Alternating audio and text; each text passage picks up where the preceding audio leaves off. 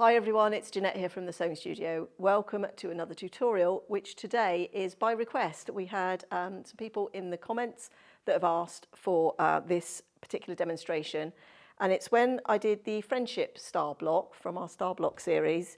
I had a quilt in the background which I made for my sister, which had an interlocked star pattern in it, and we've had some comments and queries and questions saying could I show how you actually get that particular design. So we will put a link in the description to that particular tutorial to see how I made that friendship star, because I actually made the star block a little bit differently to how I'm going to do that here today. But we're going to focus on that interlocked layout here in this particular demonstration. So as I said, I'm going to use a different method for putting down the half square triangles. I think in the video I used 4.5 inch squares and I did 4 at a time. But because I'm working with strips, I'm actually going to cut my half square triangles from my trusted half square triangle ruler, or technically this is a 6 inch flying geese 45 and 90 degree triangle ruler, but it's basically 2 triangles in one, and this top section here is half square triangles. So for a star block we're going to need 4 star legs, a centre square, and then 4 background squares. So I'm going to start by, and this is a 2.5 inch strip, that's the size I'm just demoing on. I'm just using my scraps. I'm using leftover bits from other projects for this. So I'm just going to make my cut and do a bit of dodgy cutting. Actually, I don't think I cut that very well, so we won't do some dodgy cutting. We'll turn around and cut it properly. There we are. This table's a little bit high for me, actually, so I can't always get a good cut. Let's bring that a bit closer.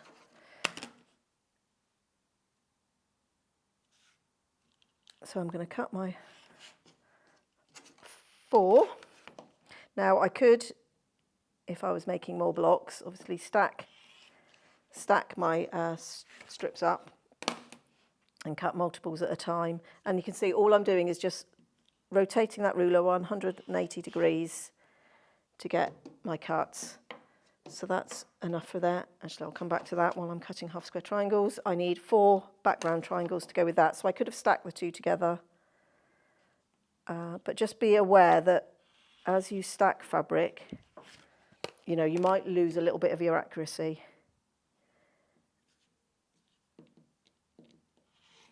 But I'm just going to do that now. Actually, I'm going to check that one because I think that's slightly bigger down one side.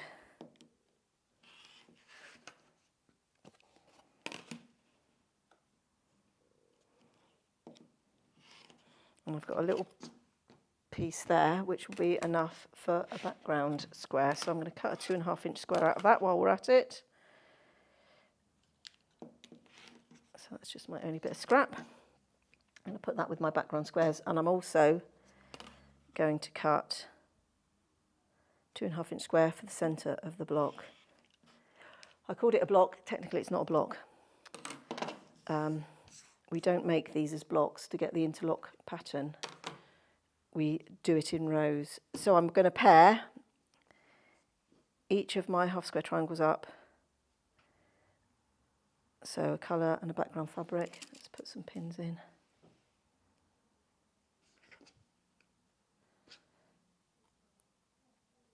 And then we can take these to the machine and sew. Oh, there was one triangle, I think it's that one.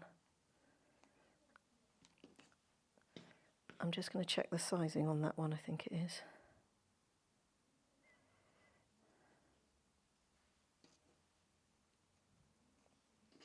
Let's put those there. Yeah, I've got just a little slither to trim off that one. Not much. Let's get it done. And then we're going to take these to the machine and just make our half square triangle units.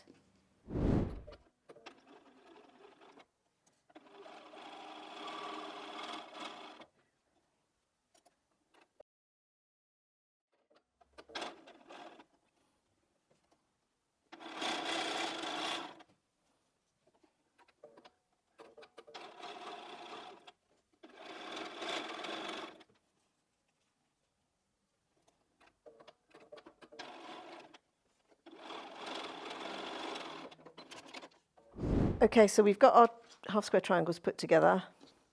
I'm just going to clip them apart, and while I'm at it, I'm just going to clip off these dog ears with my scissors. And then we'll take them to the iron and give them a press.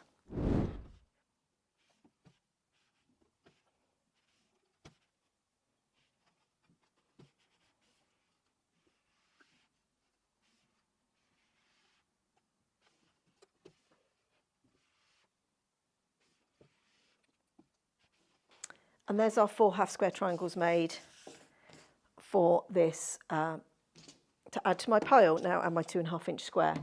So at this point, we don't actually assemble anything into blocks as we would with a normal Friendship Star block. We need to do layout. So I'm going to just clear my decks here and bring in some other stars that I've prepared earlier. Actually, let's put that square. I think all the squares I've put.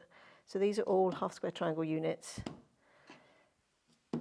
at the moment. So I've got six there to begin with, just to show you layout. And then I've got another version that I can fast forward to show you as it's sort of coming together. So I start with the first block, which is going to be in the top left-hand corner. So let's just start with the block we've just made. So I'm going to put my centre of my star leg, no, my star, and then add my star legs. Now just watch, and I think I said it in the other tutorial, just watch the direction of your stars. We want all the stars to be pointing the same way. Now I tend to start here with the coloured square in sort of like this bottom left corner, but you could have it there sort of bottom right, and then your stars would just be swirling in a different direction. But I tend to sort of go like that. And then quarter turn, quarter turn, quarter turn. That's how I remember how those triangles go. Once you've got one down, you've got one to follow. So we're going to start by building this block. Now I've got a selection of different excuse me, background squares here, which we're just going to use. And I'm just going to fill in this block and stop, because now we can start interlocking. Now the bottom right of this block becomes the top left of the block which needs to go here. So it's really hard now to start laying out this next block because we've got no reference point of where that needs to go. So I'm going to actually do this one. So let's choose this little dotty. So that's going to be the top left piece. So in essence, it's going to be that bit. So I want a star leg next to it. And then I'm going to put another background square there. And then I can build the rest of my block. So let me go through here and find 2.5 inch square for that one, which I can't. It's on the bottom here. I thought I would have it. There we are, it's hiding from me. And then these can go.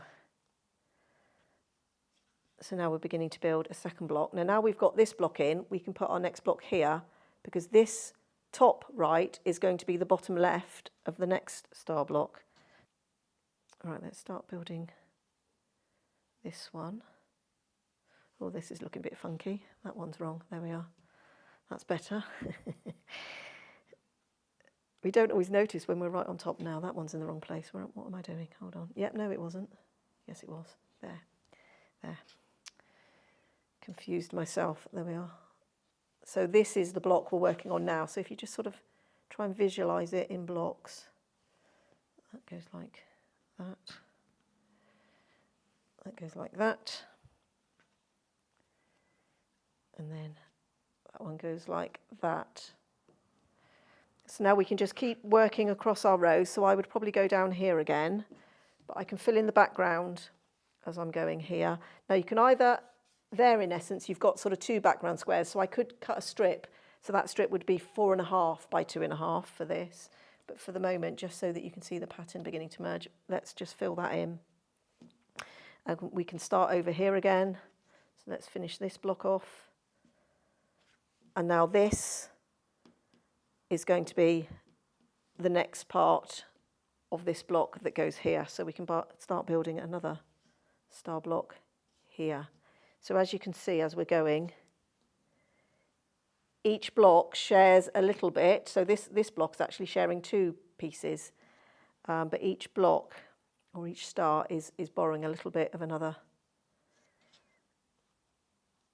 another block. Now what I tend to do is lay out the stars first with just enough background to position me into the next one. And then I go back and fill in all the extra bits. So you just keep going. So let's just, if we'd reach the end of our row there, let's just put another block in here.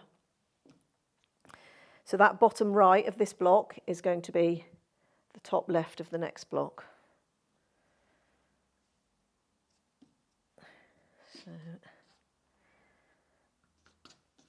I tend to get my square in quite quickly. Once I've got my square in, oh, that's not the right fabric, Jeanette. There we are, there it is. Not that it would matter, we could do it very scrappy.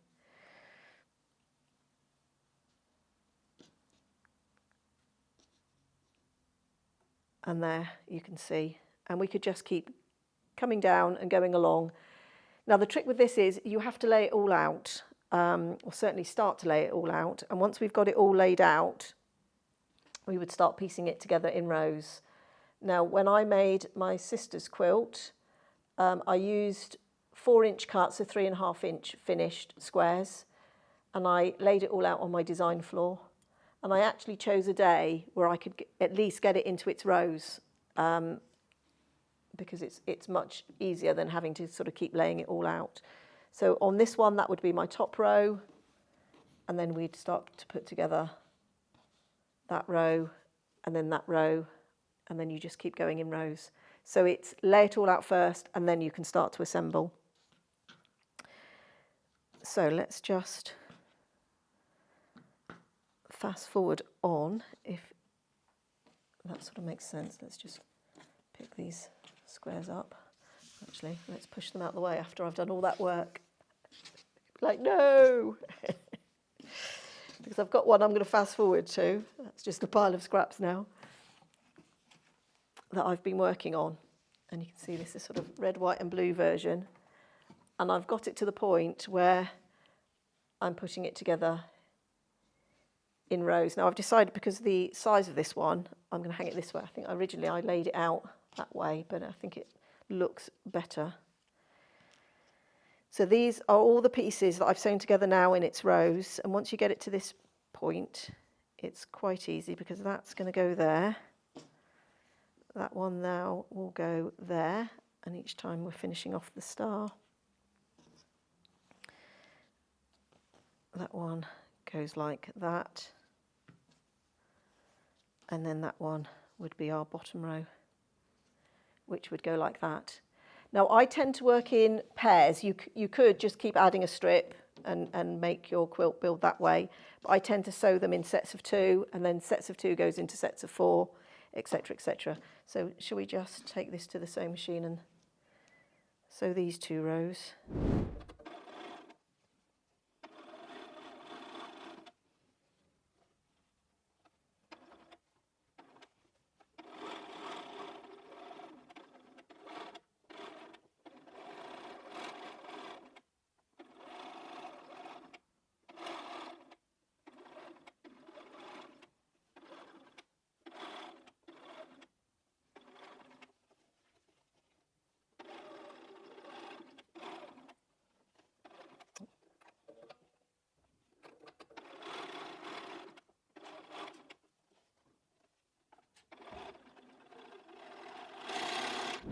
So you can see there, I've sewn 2 rows together. I would do exactly the same for these 2 rows, and then I would probably join that into a 4 and then add that whole piece to the bottom there. But like I say, if you want to just do it where you're just adding a row at a time, you absolutely can as well. So that's the layout for that one. Like I say, you're just making the pattern and just checking. Now, top tip, anytime we're working, when we're right on top of something, sometimes it's quite hard to see the pattern. So I tend to sort of lay it out. And then if you've got a design wall or a design floor or anywhere where you can just sort of step back and have a look, because if there is anything which isn't quite right or doesn't quite match, you're more likely to see it if you just step away from it. Like I say, I'm quite often working right on top of things here. And it's a bit harder to see patterns when you're doing that. So that's how you do the interlocking star. You know, if you want a little practice, just get your scraps out and have a little practice piece first before you sort of attempt it on a quilt. But once you sort of get the gist of what bits gets shared with its neighbour, it comes together pretty quickly.